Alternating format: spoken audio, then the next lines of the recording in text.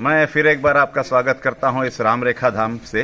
राम रेखा धाम जो है वो जशपुर मुख्यालय से करीब 45 किलोमीटर की दूरी पर सबडेगा जो एक जिला मुख्यालय है जो झारखंड में आता है उसमें स्थित है। और ये राम रेखा जो है ये बहुत ही प्राचीन कहूँ प्रागैतिहासिक काल का है। और राम रेखा इसलिए भी इसको कहा जाता है क्योंकि ये इकलौता एक मोनोलिथिक अखंड पत्थर जो है वो यहाँ पर है और बहुत बड़ी चट्टान है। और इस बड़ी चट्टान में ये भी किंवदंती है कि भगवान श्री राम जो हैं वो यहाँ पर अपने वनवास काल में सीता जी और लक्ष्मण जी के साथ यहाँ पधारे थे और यहाँ पर उन्होंने इस गुफा के अंदर में यहाँ निवास भी किया था, इसलिए लक्ष्मण गुफा और सीता और राम जी की गुफा भी है।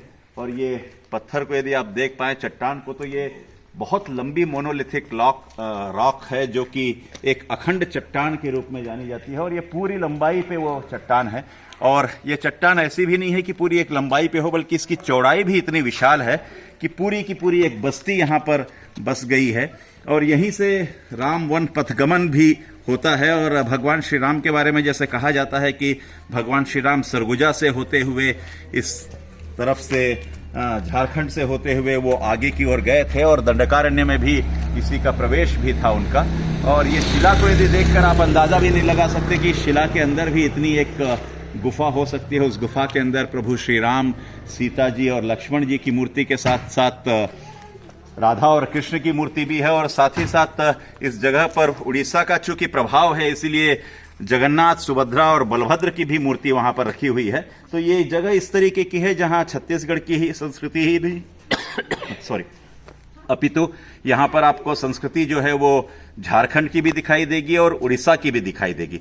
तो तीन जगहों की संस्कृति का संगम जो है वो राम रेखा में पाया जाता है। और ये भी कहा जाता है कि भगवान श्री राम जब उस चट्टान के अंदर गए तो उन्होंने अपने बाण से एक रेखा खींची थी जिसको राम रेखा कहते हैं। तो वही राम रेखा धाम ये झारखंड में सबडेगा जिला मुख्यालय में स्थित है। कभी जशपुर आने का मौका मिले तो इस तरफ जरूर आइएगा। और ये एक दर्शनीय स्थल है। और खास करके मैं कैमरामैन अनुज से कहूंगा कि इस ओर दिखाएं। ये जो जगह है ये बहुत अच्छा सनराइज पॉइंट भी है। और सुबह यदि 5 बजे आए तो आपको प्राकृतिक आबो हवा के साथ भगवान श्री राम से मिलने का और उनके छत्र छाया में रहने का एक बहुत अच्छा सुअवसर प्राप्त होगा। इसलिए आपसे विनती है कि कभी आए तो यहां जरूर आए। धर्म रक्षार्थी रक्षितः, तो धर्म ही है जो सबकी रक्षा करता है और हमें भी धर्म की रक्षा करनी चाहिए। इसी धर्म के मार्ग पर आगे बढ़ते हुए हम पुनः एक बार आपसे विदा लेते हैं। फिर अगले वीडियो में आपसे मुलाकात होगी। नमस्कार।